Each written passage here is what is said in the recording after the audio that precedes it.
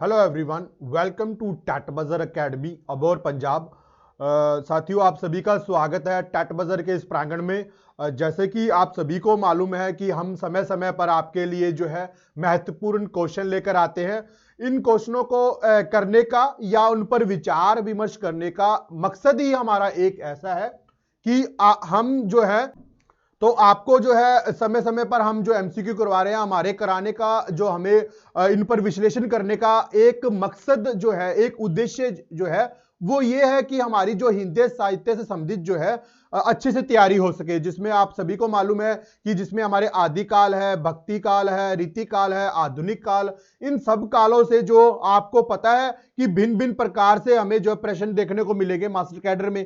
इसलिए हम जो है क्या करते हैं, आपको थ्योरी के साथ साथ आपको अगर जो है टॉपिक वाइज जो आपको ये एमसीक्यू करवाए जाते हैं, इनका करवाने का माध्यम, इनका मकसद एक ही है कि आपकी जो तैयारी है वो बखूबी से हो सके, है ना।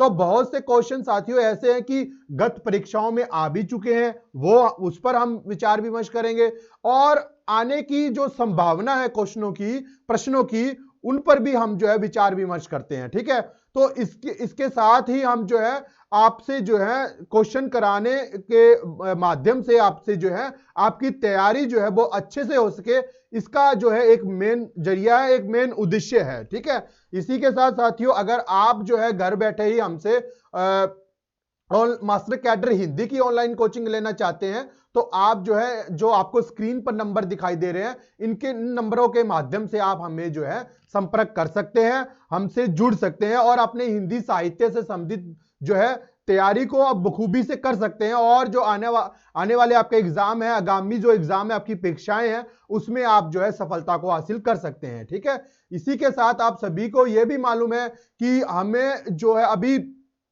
पंजाब में जो है 5994 मास्टर मिस्टर की 4185, पीटीआई की 2000 और आर्ट एंड क्राफ्ट से 250 जो वैकेंसीज हैं वो अभी आउट हो चुकी हैं। ठीक है, उनके लिए अगर आप घर बैठे ही ऑनलाइन कोचिंग लेना चाहते हैं और अपनी तैयारी को बखूबी करना चाहते हैं और आगामी परीक्षाएं जो होने वाली हैं पंजाब में जो, तो उनमें आप अगर जो सफलता को हासिल करना चाहते हैं, तो आप हमारी एकेडमी टैट बजर के साथ जुड़ सकते हैं, ऑनलाइन कोचिंग घर बैठे ले सकते हैं। किस प्रकार से, आपको नंबर दिखाई दे रहे हैं, इन नंबरों के माध्यम से आप जो है हमसे संपर्क कर सकते हैं। ठीक है साथियों, इसके साथ ही जो है हम अपने हिंदी साहित्य के उसी पड़ाव को आगे बढ़ाते हुए हम चलते हैं अपना नंबर 1 क्वेश्चन पर, जो कि जिसके माध्यम से हम अपना जो है आज के एमसीक्यू का शुभारंभ करने जा रहे हैं, है ना। तो सबसे पहला जो क्वेश्चन है साथियों वो है हमारे समक्ष, किस कवि को एक भारतीय आत्मा, है ना, किस कवि को एक भारतीय आत्मा उपनाम से जाना जाता है, कि किस कवि को एक भारतीय आत्मा के नाम से कहा जाता है। ए राम नरेश त्रिपाठी, बी बाल कृष्ण शर्मा नवीन, और सी मैथिली शरण गुप्त, और डी में हमारे पास है माखन लाल चतुर्वेदी। तो एक भारतीय आत्मा किसे कहा जाता है, तो एक भारतीय आत्मा कहा जाता है माखन लाल चतुर्वेदी को, है ना। माखन लाल चतुर्वेदी जी जो है, इनको एक भारतीय आत्मा कहा जाता है ना। तो इनकी जो एक रचना है पुष्प की अभिलाषा, है ना, पुष्प की अभिलाषा, ठीक है, वो काफी प्रसिद्ध इनकी जो रचना है, इसकी कारण इसे जो भारतीय आत्मा के नाम से पुकारा जाता है। तो डी ऑप्शन हमारा बिल्कुल राइट आंसर है, माखन लाल चतुर्वेदी। तो इनकी रचना कौन सी है, पुष्प की अभिलाषा, जिसके माध्यम से जो है इन्हें एक भारतीय आत्मा भी कहा जाता है। ठीक है, तो डी ऑप्शन बिल्कुल राइट आंसर है जी। आगे चलते हैं कि झांसी की रानी शीर्षक कविता के रचिता का नाम बताएं। झांसी की रानी जो शीर्षक कविता है उसके रचिता कौन है। ए बाल कृष्ण शर्मा नवीन है, बी माखन लाल चतुर्वेदी जी है, सी सुभद्रा कुमारी चौहान है, या डी जगन्नाथ प्रसाद मिलिंद है। तो झांसी की रानी आप सभी को मालूम है कि बहुत ही प्रसिद्ध रचना है झांसी की रानी। ठीक है, ये जो है हमें जो गत एग्जाम हुए हमारे हिंदी मास्टर कैडर से, उसमें भी एक ये क्वेश्चन आया था कि झांसी की रानी शीर्षक कविता के रचिता कौन है। तो बहुत ही महत्वपूर्ण रचना है झांसी की रानी। तो इसके जो रचिता है वो है सी ऑप्शन में हमारे पास है सुभद्रा कुमारी चौहान। सुभद्रा कुमारी चौहान जो है वो झांसी की रानी शीर्षक कविता से है। ठीक है, झांसी की रानी कविता जो है वो सुभद्रा कुमारी चौहान की रचना है। सी ऑप्शन हमारा बिल्कुल राइट आंसर है, झांसी की रानी सुभद्रा कुमारी चौहान। इनमें से कौन सा कवि राष्ट्रीय चेतना का कवि नहीं है, यानी कि हमने ये बताना है वह कौन सा कवि है जो कि जिसमें राष्ट्रीय चेतना नहीं पाई जाती। ए मैथिली शरण गुप्त, ये थोड़ा सा जो है छोटी सी एक मिस्टेक है, इसमें मैं जो है ना वो अच्छी तरह से टाइप नहीं हुआ, तो इस प्रकार से है मैथिली। ठीक है, मैथिली शरण गुप्त। तो मैथिली शरण गुप्त, माखनलाल चतुर्वेदी, सी जगन्नाथ दास रत्नाकर और डी बाल कृष्ण शर्मा नवीन। तो राष्ट्रीय चेतना का कवि कौन नहीं है? तो राष्ट्रीय चेतना कवि हमारे पास जो है वो सी ऑप्शन में है कि जगन्नाथ दास रत्नाकर। जगन्नाथ दास रत्नाकर जो है वो क्या है, राष्ट्रीय चेतना के कवि नहीं माने जाते हैं। ठीक है जी, राष्ट्रीय चेतना के कवि नहीं माने जाते हैं जगन्नाथ दास रत्नाकर। तो सी ऑप्शन बिल्कुल राइट आंसर है। ठीक है जी, इनमें से भ्रमर गीत परंपरा का ग्रंथ कौन सा नहीं है? अब इनमें से हमने ये बताना है साथियों, जिसमें जो है भ्रमर गीत जो है वो उस परंपरा का ग्रंथ नहीं माना गया, यानी कि नहीं, हमने इनमें से नहीं ढूंढना है। ए साकेत, बी प्रिय प्रवास, सी उद्धव शतक या डी भ्रमर दूत। तो कौन सा वो ग्रंथ है जिसमें भ्रमर गीत परंपरा का जो है निर्वाह नहीं किया गया है ना, वो कौन सा है? तो वो कौन सा है साथियों, आप सभी को मालूम है, वो है हमारे पास साकेत। ए ऑप्शन में हमारे पास है साकेत। तो साकेत किसकी रचना है? साकेत जो है वो मैथिली शरण गुप्त की रचना है।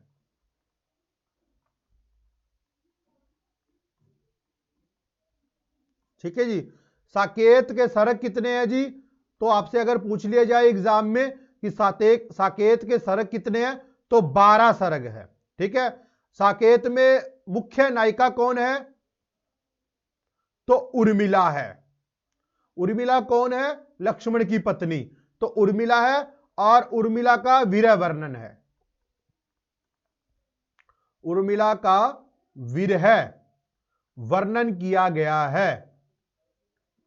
ठीक है जी, उर्मिला का विरह वर्णन है। ठीक है, उसके अलावा जो मैथिली शरण गुप्त हैं, ठीक है, मैथिली शरण गुप्त जी हैं, इन्हें जो है राष्ट्र कवि की उपाधि मिली हुई है।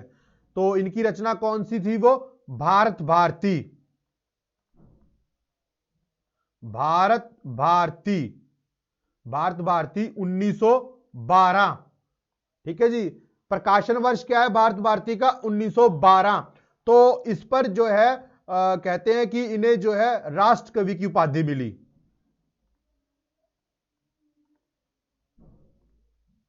राष्ट्र कवि की उपाधि दी किसने दी?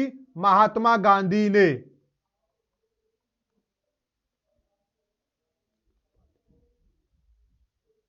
महात्मा गांधी ने।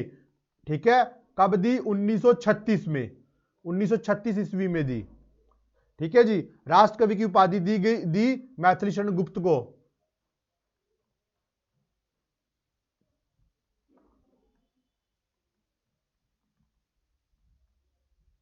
ठीक है, तो ये था हमारा जो बिल्कुल इसके साथ जो तथ्य जुड़े हुए थे उन पर भी आपको जो है थोड़ा सा आपका इस पर भी जो है प्रकाश डाल लिया हमने।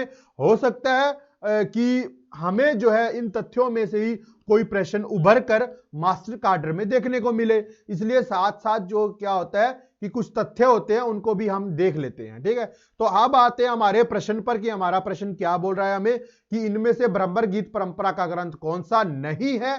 तो ए ऑप्शन हमारे पास है, साकेत नहीं है। ठीक है, चलते हैं जी आगे, अगले क्वेश्चन पर देखते हैं। रोमानी भावबोध के कवियों को किस नाम से पुकारा जाता है? जो रोमानी भावबोध के कवि हैं उसको किस नाम से पुकारा जाता है? ए छायावादी कवि है वो, बी रीति मुक्त कवि, सी छंदवादी कवि और डी रहस्यवादी कवि।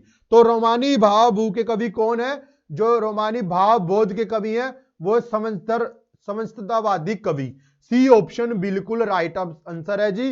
रोमानी भाव भोज के कवियों को किस नाम से पुकारा जाता है? स्वच्छंदतावादी कवि।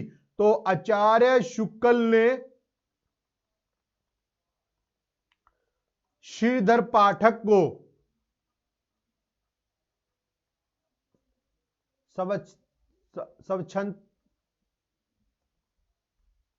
स्वच्छंदतावादी कवि माना है। ठीक है जी, श्रीधर पाठक को। तो सी ऑप्शन बिल्कुल राइट आंसर है। ठीक है जी, सी ऑप्शन जो है हमारा बिल्कुल राइट आंसर है। और श्रीधर पाठक जो है द्विवेदी युग के कवि हैं। ये भी आप याद रखिएगा, बहुत बार हमसे पूछ लिया जाता है कि श्रीधर पाठक जो है वो किस काल के, किस युग के कवि हैं। तो श्रीधर पाठक जो है वो द्विवेदी युग के कवि हैं।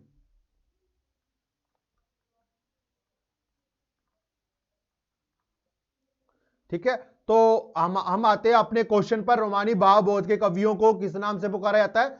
समझतावादी कवि, यानी कि सी ऑप्शन बिल्कुल राइट आंसर है हमारा। आगे चलते हैं हम। इनमें से कौन सी कृति मैथिली शरण गुप्त कृत नाट्य रचना है? यानी कि मैथिली शरण गुप्त की जो है नाट्य रचना मानी गई है। ए तिलोत्तमा, बी जयद्रथ वध, सी चित्राधार, डी द्वापर। तो इनमें से मैथिली शरण जो गुप्त है उसकी नाट्य कृति कौन सी मानी गई है? वो है हमारे पास तिलोत्तमा।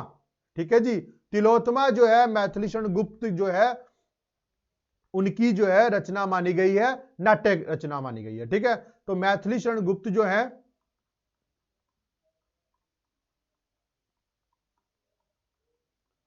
द्विवेदी युगीन कवि हैं। द्विवेदी युगीन कवि हैं।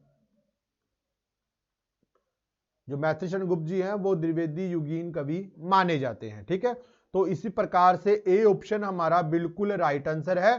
ठीक है, तिलोत्तमा, तिलोत्तमा जो है मैथिली शरण गुप्त का नाट्य रचना मानी गई है। चलते हैं जी आगे। हिंदी का कौन सा कवि जकी उपनाम से उर्दू में कविता लिखता था? तो वो कौन सा कवि है जो कि जकी उपनाम से उर्दू में कविता लिखता था? तो ए जगन्नाथ दास रत्नाकर, बी गया प्रसाद शुक्ल स्नेही, सी श्रीधर पाठक, डी मुकुटधर पांडे। तो जकी उपनाम से उर्दू में जो कविता लिखता था वो कौन है? वो है जगन्नाथ दास रत्नाकर। ठीक है जी, जगन्नाथ दास रत्नाकर जो है वो जकी नाम से उर्दू में कविता लिखा करते थे। तो ए ऑप्शन हमारा बिल्कुल राइट आंसर है। ठीक है जी। आचार्य रामचंद्र शुक्ल ने द्विवेदी युग के किस कवि को छायावाद का प्रवर्तक माना है? आचार्य रामचंद्र शुक्ल जी हैं, उन्होंने द्विवेदी युग के किस कवि को जो है छायावाद का प्रवर्तक माना है? तो कौन सा कवि है जिसे वो उन्होंने छायावाद का प्रवर्तक माना है? ए मुकुटधर पांडे, बी लोचन प्रसाद पांडे, सी ऑप्शन में हमारे पास है श्रीधर पाठक, और डी में हमारे पास है रूप नारायण पांडे। तो इनमें से कौन सा कवि है जो कि छायावाद का प्रवर्तक है और माना किसने है? आचार्य रामचंद्र शुक्ल ने। तो वो है हमारे पास मुकुटधर पांडे। ए ऑप्शन बिल्कुल राइट आंसर है।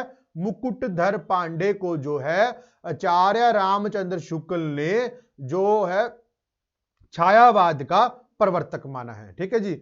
आचार्य शुक्ल जी जो हैं उन्होंने लिखा हिंदी साहित्य का इतिहास।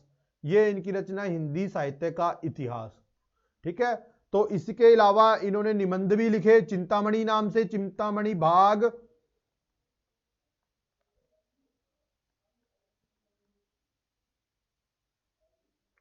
चिंतामणि भाग फर्स्ट और चिंतामणि भाग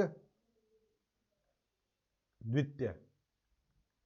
ठीक है, तो इसके अलावा आचार्य शुक्ल जी की आलोचनाएं, पंक्तियां, है ना, इनकी स्टेटमेंट काफी महत्वपूर्ण है हिंदी साहित्य में।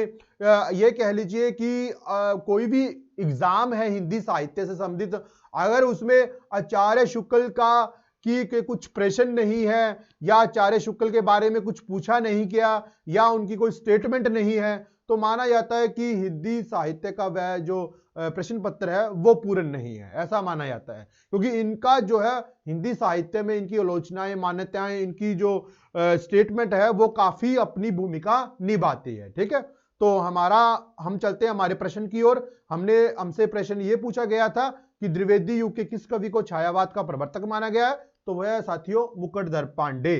तो ए ऑप्शन में हमारे पास मुकुटधर पांडे है, तो बिल्कुल सही आंसर है। चलते हैं जी आगे। सरोज स्मृति में सरोज कौन है, तो वो है कौन है जी, निराला की पत्नी है, बी निराला की प्रेमिका है, सी निराला की माता है, या डी निराला की पुत्री है। तो डी ऑप्शन सही है, निराला की पुत्री है। सरोज स्मृति जो है, ठीक है, सरोज स्मृति जो है इनकी 18 वर्षीय पुत्री सरोज की मृत्यु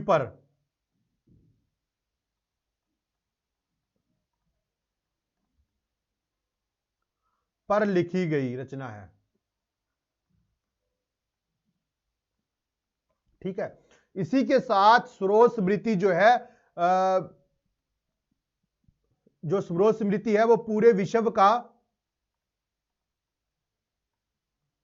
या हिंदी साहित्य का शोक गीत है।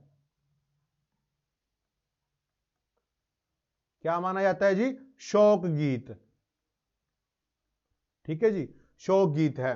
तो निराला की पुत्री का नाम था सरोज। ठीक है, जब उनकी मृत्यु हो जाती है, 18 वर्षीय पुत्री जो है उनकी वो मृत्यु को प्राप्त हो जाती है, तो उनके दुख में, अपनी पुत्री के दुख में जो है इन्होंने सरोज स्मृति जो है रचना की, जो कि विश्व का या हिंदी साहित्य का शोक गीत माना जाता है। तो डी ऑप्शन हमारा साथियों बिल्कुल राइट आंसर है जी। निराला की साहित्य साधना नामक ग्रंथ के रचयिता कौन है? ठीक है, ए सुमित्रा नंदन पंत, बी नंद दुलारे वाजपेयी, सी रामविलास शर्मा, या डी डॉक्टर नगेंद्र। तो निराला की साहित्य साधना नामक ग्रंथ के रचयिता कौन माने गए हैं? तो वो माने गए हैं, आप सभी को मालूम है, डॉक्टर रामविलास शर्मा। डॉक्टर रामविलास शर्मा ने लिखा निराला की साहित्य साधना, डॉक्टर रामविलास शर्मा। तो सी ऑप्शन बिल्कुल राइट आंसर है साथियों। कुकुरमुता कविता किस कवि ने लिखी है? तो कुकुरमुता किसकी कविता है? ए पंत की है, बी निराला जी की है, सी राम नरेश त्रिपाठी की है, या डी माखनलाल चतुर्वेदी की है। तो कुकुरमुता कविता जो है वो लिखी गई, आप सभी को मालूम है, निराला के द्वारा। ठीक है जी, निराला के द्वारा लिखी गई है कुकुरमुता कविता। ठीक है, तो ये जो है निराला की रचना मानी गई है कुकुरमुता। तो बी ऑप्शन हमारा बिल्कुल राइट आंसर है। ठीक है जी, तो जो निराला जी जो है सूर्यकांत त्रिपाठी निराला, पंत जी और महादेवी वर्मा और जयशंकर प्रसाद जी, तो ये क्या है, छायावादी कवि हैं।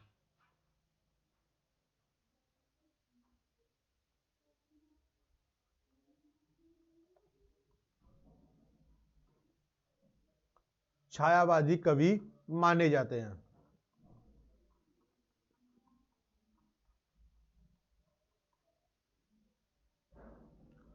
पंत की किस काव्य कृति को छायावाद का मैनिफेस्टो कहा जाता है? कि वह कौन सी जो रचना है जिसे छायावाद का मैनिफेस्टो कहा गया है? ए पल्लव है, बी गुंजन है, सी ग्रंथि है, डी बीना है। तो पंत की वह कौन सी कृति है जिसको छायावाद का मैनिफेस्टो कहा जाता है? तो वह रचना जो है वो है साथियों हमारी पल्लव।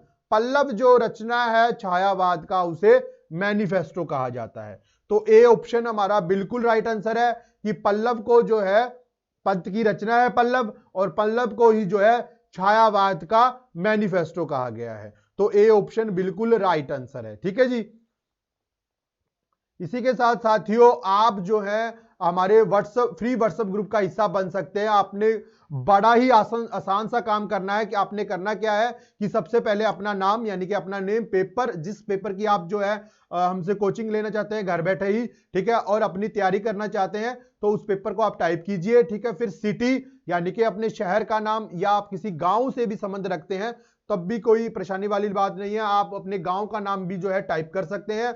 उसके बाद अपना जेंडर, मेल या फीमेल, ये सब आपने टाइप कर लेना है और आपको जो है स्क्रीन पर नंबर दिखाई दे रहे हैं, इन नंबरों के माध्यम से आप हमें जो है मैसेज कर सकते हैं और आप जो है बड़े ही आसानी के साथ फ्री व्हाट्सएप ग्रुप का हिस्सा बन सकते हैं, ठीक है। इसी के साथ आप जो है Punjabi master mister cadre, Hindi master mister cadre और एसएसटी मास्टर मिस्टर कैडर के लिए आप जो है हमसे संपर्क कर सकते हैं इन नंबरों के माध्यम से। साथ ही जो आपको जो है हिंदी साहित्य में जो है आपको pre recorded live classes topic wise theory आपको करवाई जाएगी, साथ ही आपको टॉपिक वाइज जो है एमसीक्यू भी करवाई जाएंगे, ठीक है। अगर साथियों आप जो है हमारी एकेडमी के साथ जुड़ना चाहते हैं और आप इससे पहले आप कुछ डेमो देखना चाहते हैं तो आप जो है टैट बजर ऐप को क्या कर सकते हैं कि गूगल प्ले स्टोर से आप इसे इंस्टॉल कीजिए। इंस्टॉल करने के तत्पश्चात आप जो है एक फ्री डेमो देख सकते हैं जिसके माध्यम से आप जो है ये पता कर सकते हैं कि आपको तैयारी किस प्रकार से करवाई जाएगी और किस प्रकार से आप जो है पेपर में सफलता हासिल कर सकते हैं, ठीक है जी। तो इसी के साथ हम चलते हैं हमारे 30 नंबर प्रश्न पर कि हमारा प्रश्न हमसे क्या कह रहा है कि प्रश्न है हमारे समक्ष की परिवर्तन कविता का मूल स्वर क्या है। परिवर्तन जो कविता है उसका मूल स्वर क्या है, यानी कि उसका उद्देश्य क्या है, वो क्या जो है हमें शिक्षा देना चाहती है, ठीक है। तो ए क्षणवाद है, बी प्राकृतिक चित्रण है, सी जीवन की नश्वरता है, यानी कि सब कुछ, डी ऑप्शन में हमारे पास है, यानी कि सब कुछ परिवर्तनशील है। तो परिवर्तन कविता का मूल स्वर क्या है, तो परिवर्तन कविता का मूल स्वर जो है, जो कि हमें इसके शीर्षक से ही मालूम पड़ता है, परिवर्तन। तो इसका हमें जो आंसर, सही जो आंसर है वो है डी ऑप्शन कि सब कुछ जो है परिवर्तनशील है, ठीक है, कि सब कुछ जो है परिवर्तनशील है, धीरे धीरे सब कुछ जो है बदल जाता है, सब में परिवर्तन आता है और यह परिवर्तन जो है प्रकृति का एक नियम है, ठीक है जी। तो डी ऑप्शन बिल्कुल राइट आंसर है कि सब कुछ क्या है, परिवर्तनशील है। इनमें से कौन सी कृति महादेवी वर्मा की संपूर्ण कविताएं संकलित है। वह कौन सी कविता है, सॉरी, वह कौन सी रचना है जिसमें कि महादेवी वर्मा की सारी यानी कि संपूर्ण का मतलब होता है सभी, सारी की सारी सभी कविताएं जो है वो संकलित है।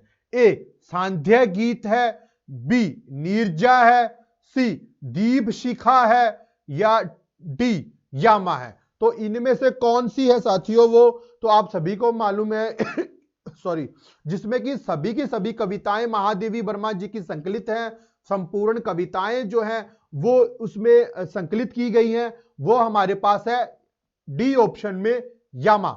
यामा जो है उसमें जो है निहार, रशिम, निर्जा, सांध्य गीत, ये सभी प्रकार की जो इनकी रचनाएं हैं वो यामा में संकलित की गई है। तो डी ऑप्शन हमारा बिल्कुल राइट आंसर है। महादेवी वर्मा जी जो है छायावादी कवियत्री है, छायावाद की कवियत्री हैं, ठीक है। और महादेवी वर्मा को जो है आधुनिक युग की मीरा भी कहा जाता है, आधुनिक युग की मीरा भी कहा जाता है। साथ ही साथ ये जो है रहस्यवादी, अगर आपसे पूछ लिया जाए एग्जाम में कि छायावाद की रहस्यवादी कवियत्री कौन सी है, तो महादेवी वर्मा जी है। तो रहस्यवादी कवियत्री भी है, रहस्यवादी कवियत्री भी है महादेवी वर्मा जी। तो हम आते हैं अपने प्रश्न पर कि हमें पूछा गया था महादेवी की संपूर्ण कविताएं किसमें संकलित है, तो डी ऑप्शन में है हमारे पास, यामा में संकलित है। इनमें से औज और औदात्य का कवि किसे माना गया है। औज और औदात्य का, ए प्रसाद जी है, बी पंत यानी के सुमित्रा नंदन पंत, सी निराला जी यानी के सूर्यकांत त्रिपाठी निराला इनका पूरा नाम है। महादेवी वर्मा जी। तो आप सभी को मालूम है ओज और औदात्य का जो कवि है ना, ओज है जिसमें औदात्य है, ठीक है, तो वो कवि कौन माना गया है? तो वो कवि हमारे पास है पंत जी, ठीक है। पंत जी जो है वो ओज और औदात्य के कवि है। प्रेम और मस्ती की कविता लिखने वाले कवि इनमें से कौन है? प्रेम, ठीक है, और मस्ती की कविता लिखने वाले कवि इनमें से कौन है? तो ए हरिवंश राय बच्चन जी हैं, बी माखनलाल चतुर्वेदी जी हैं, सी राय देवी प्रसाद पूरण है, या डी अयोध्या सिंह उपाध्याय हरिओद। प्रेम और मस्ती की कविता लिखने वाले आप सभी को मालूम है कौन है? हरिवंश राय बच्चन जी।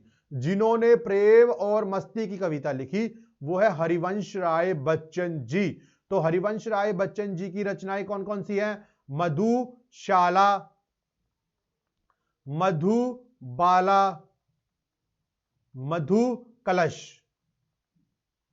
मधुशाला, मधुबाला, मधु कलश, ठीक है। बुद्ध और नाचघर, बुद्ध और नाचघर, आरती और अंगारे, आरती और अंगारे,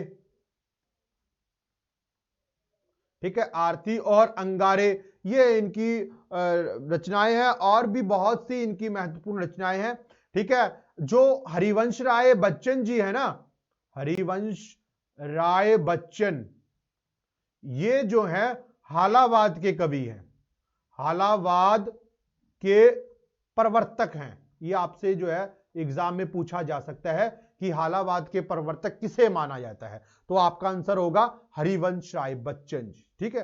तो ये कुछ फैक्ट थे हरिवंश राय बच्चन के साथ जुड़े हुए, जो कि आपसे हमने जो है इनको जो है साझा किया है, जो आपसे शेयर किए हैं, ठीक है। इसके साथ तो हम आते हैं हमारे प्रश्न पर, तो वो है प्रेम और मस्ती कविता लिखने वाले कवि कौन है? तो इसका हमें आंसर हमने लगा दिया है, ए ऑप्शन है हरिवंश राय बच्चन जी। जिसके अन्य फैक्ट जो कि हमें एग्जाम के माध्यम से पूछे जा सकते हैं वो भी हमने देखे हैं, ठीक है। आगे चलते हैं, अगला प्रश्न करते हैं, क्या है उसमें? दिनकर को किस वर्ग में रखा जाएगा?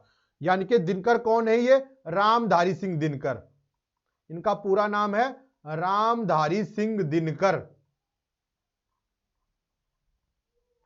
रामधारी सिंह दिनकर।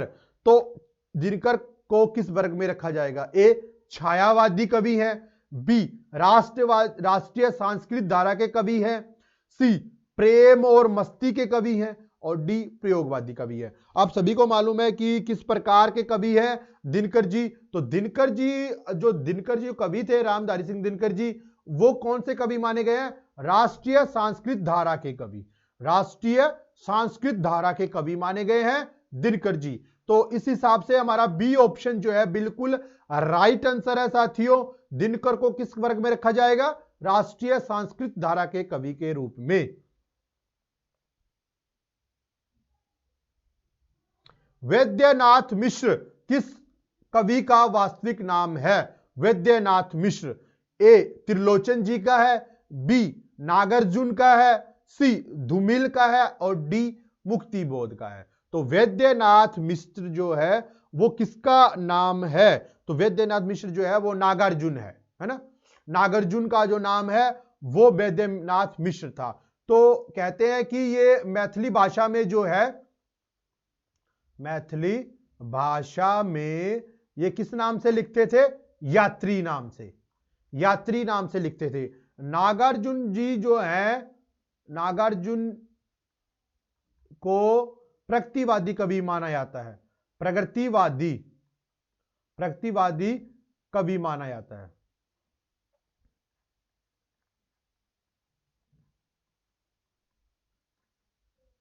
ठीक है। प्रगतिवादी कवि माना जाता है नागार्जुन जी को, ठीक है। इसी के साथ हमारा जो ऑप्शन बी है वो बिल्कुल राइट आंसर है कि वैद्यनाथ मिश्र किस वास्तविक नाम है? नागार्जुन जी का, और मैथिली भाषा में ये यात्री नाम से लिखते थे। प्रेत का बयान नामक कविता का रचयिता कौन है? ए नागार्जुन, बी केदारनाथ अग्रवाल, सी माखनलाल चतुर्वेदी, डी रामधारी सिंह दिनकर। तो प्रेत का बयान जो है किसकी रचना मानी गई है? तो प्रेत का बयान जो है वो नागार्जुन की रचना है जी, है ना। नागार्जुन जी का जो जन्म है वो भी आपको बतला देते हैं कब हुआ था, 1911 में हुआ था। नागार्जुन जी का जो जन्म है वो 1911 में हुआ था। और प्रेत का बयान, ठीक है, रतिनाथ की चाची बाबा बटेश्वर नाथ, ठीक है, तो ये सभी जो रचनाएं हैं ये जो है नागार्जुन की रचनाएं मानी गई है। तो मोची राम, है ना। तो हमारा जो ए ऑप्शन है बिल्कुल राइट आंसर है, नागार्जुन की रचना है प्रेत का बयान।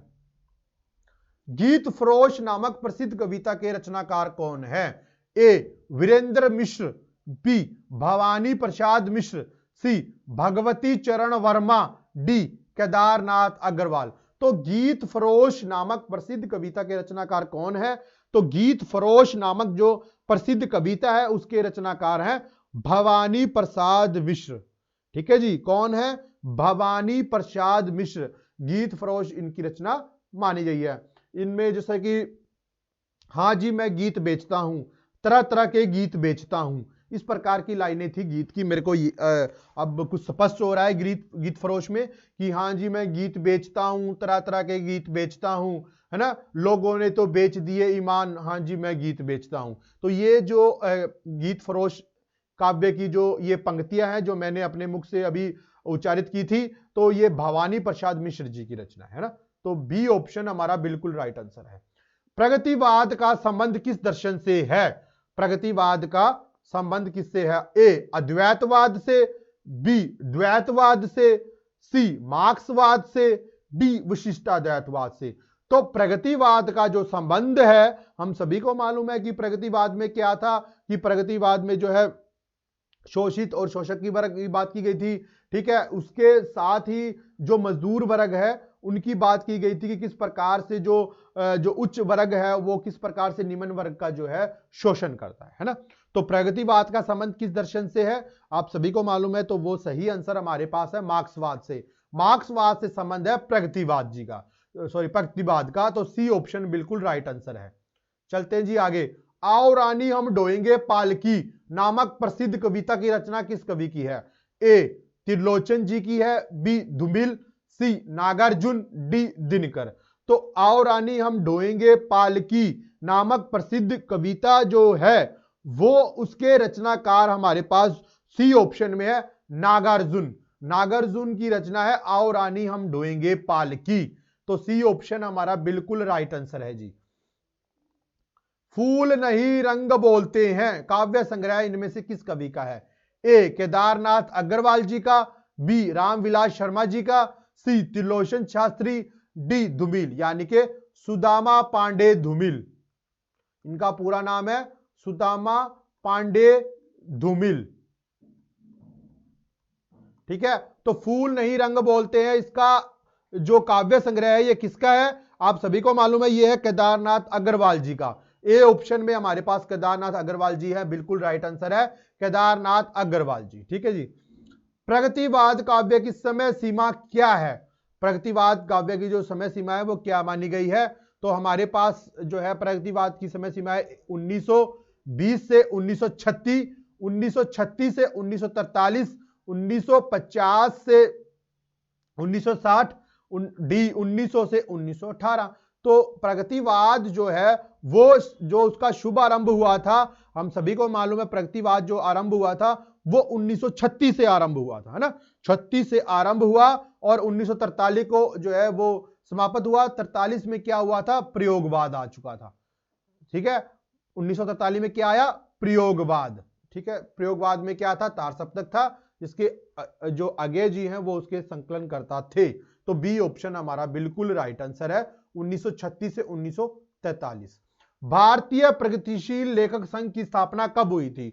तो ए 1935 में, बी 1936 में, सी 1938 में, डी 1940 में। तो भारतीय प्रगतिशील लेखक संघ की स्थापना जो हुई थी वो हमारे पास जो है वो हुई थी 1936 में। ठीक है, 1936 में, ठीक है, लखनऊ में। ठीक है, लखनऊ में थी।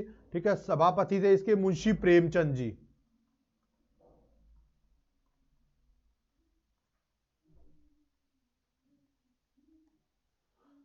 तो हमारा बी ऑप्शन है साथियों, वो बिल्कुल राइट आंसर है कि 1936 में जो है इसकी स्थापना की गई थी। ठीक है, तो ये थे हमारा जो है 25 का जो सेट है जो हमने अभी किया। ठीक है, तो इसमें बहुत से साथियों महत्वपूर्ण क्वेश्चन है जो कि आप जिनके माध्यम से आप जो है ये जान सकते हैं कि हमें किस प्रकार के प्रश्न जो है एग्जाम में देखने को मिल सकते हैं, है ना। तो इसी के साथ हम फिर से आते हैं 15 नंबर क्वेश्चन पर। ओज और औदात्य का कवि किसे कहा गया है? तो इसमें हमने पंत लगाया है, पर कहीं ना कहीं निराला जी जो है ये इस पर थोड़ा शक बना हुआ है। ठीक है, तो ओज और जो औदात्य के कवि हैं तो इसमें से जो माने गए हैं वो निराला जी हैं। ठीक है जी, निराला जी हैं।